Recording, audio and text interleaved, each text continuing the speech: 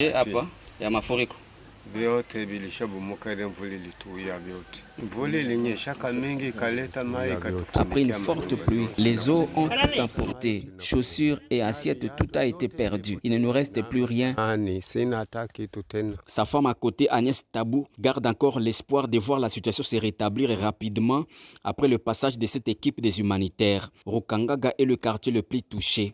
Le chef de cette entité, Bissou Makashosi Boniface, nous amène vers l'endroit où la rivière Kiliba a ouvert une brèche pour se déverser sur cette avenue. Le bilan de cette catastrophe peut être évalué à 386 maisons en briques d'eau détruites, plus de 450 ménages sans abri. Aujourd'hui, les sinistrés ont besoin d'avoir d'abord là où ils peuvent s'abriter, avoir aussi à manger, les soins médicaux. Heureusement qu'il y a des associations telles qu'AFPD qui nous a amené des médicaments. Ça, vraiment, nous en sommes reconnaissants.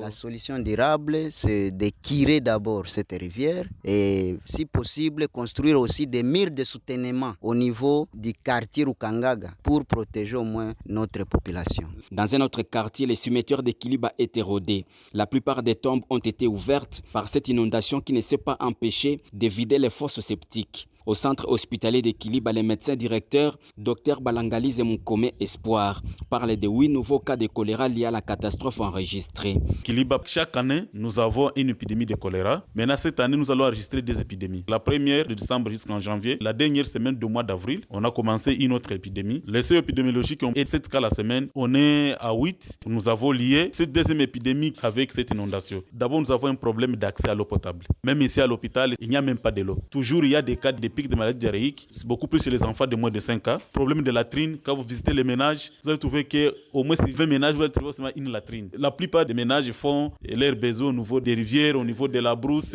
ou même dans des sachets, et puis ils jettent. Et ça a un impact négatif sur la santé et beaucoup plus les maladies. Le chef de projet de l'ONG AFPDE a fait une évaluation rapide des besoins sur cette situation. Alphonse Kabala rassure que des assistances humanitaires sont apportées aux bénéficiaires des projets en cours d'exécution à Kiliba. Ça fait beaucoup d'années que nous sommes ici. Pour le moment, nous sommes en train d'appuyer les structures médicales ici pour l'amélioration des conditions sanitaires de la population de Kiliba. Et en plus de cela, nous sommes entrés dans le cadre aussi de la nutrition et l'agriculture, de l'accompagnement agronomique des ménages. Nous sommes en train aussi de construire une maternité. Nous construisons aussi des unités de production, les maisons dans lesquelles on va installer des moulins, des cortiquaises.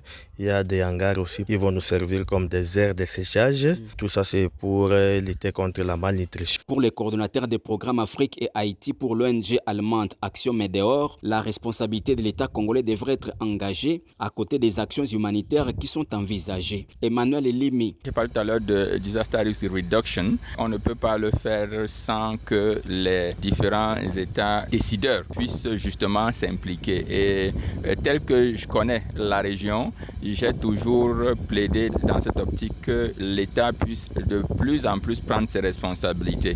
Au-delà des actions humanitaires, des ONG, etc.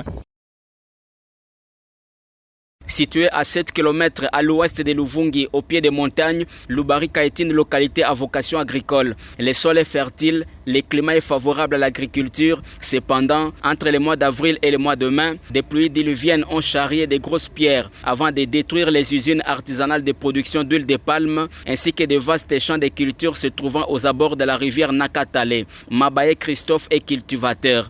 Il y a des champs qui ont été détruits alors que c'est la seule source de revenus pour la population. Si les humanitaires peuvent nous aider à avoir les semences et autres intrants pour nous permettre de cultiver encore et voir si nous pouvons lutter contre la famine. Devant les traumatismes des paysans pendant la mission d'évaluation à Lubarika, le chef de programme de l'ONG AFPDE, Jean Moudekereza, a rassuré les victimes de l'appui de son partenaire Action Médéor en vue de reprendre leur culture des champs écoles paysans. La boue qui a couvert tous les champs écoles, et c'est comme si les efforts qui avaient été déployés ont été réduits au néant. Ça peut faire à ce que les résultats auxquels nous nous attendions ne puissent pas être atteints. Le maïs, le manioc, le riz paddy et l'huile de palme produits ici nourrissent les villages. Une partie de la production est évacuée vers les centres de consommation comme Luvungi, Kamanyola, Sange et Uvira Centre. Des retours de Lubarika, Fistongo Mamayaba, la Radio Kapi.